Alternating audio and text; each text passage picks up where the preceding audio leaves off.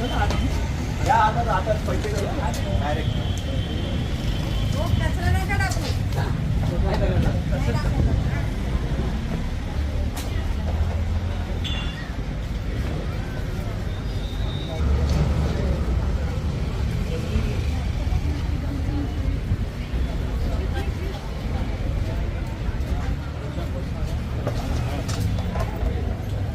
पालिका प्रशासन पालिका प्रशासन पालिका प्रशासन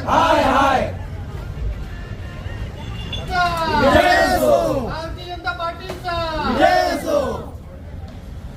अरे हाय हाय हाय हाय पालिका प्रशासन हाय हाय हाय हाय हाय हाय पालिका प्रशासन हाय हाय पालिका प्रशासन हाय हाय हाय हाय. बस बस बस बस बस बस बस प्रशासन पालिका प्रशासन पालिका प्रशासन भारतीय जनता पार्टीचा पालिका प्रशासन पालिका प्रशासन पालिका प्रशासन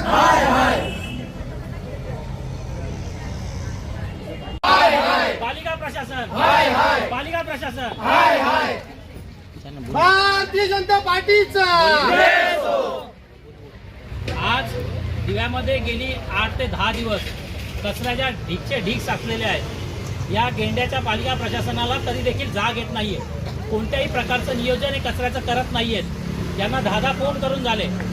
अक्षरशः किळस येते त्या रस्त्याने चालताना. इतका घाणेरडा वास. आज त्याच कचऱ्याचे डबे उचलून आणि या पालिकेच्या ऑफिसमध्ये टाकलेत. घनकचरा विभाग जो आहे त्या परदेशी साहेबांच्या केबिनला टाकलेले, जेणेकरून यांना युववासियांची जी हालत आहे आताची सध्याची ती यांना समजली पाहिजे. हाय हाय हाय हाय पालिका प्रशासन हाय हाय हाय हाय भारतीय जनता पार्टीचा भारतीय जनता पार्टीचा पालिका प्रशासन पालिका प्रशासन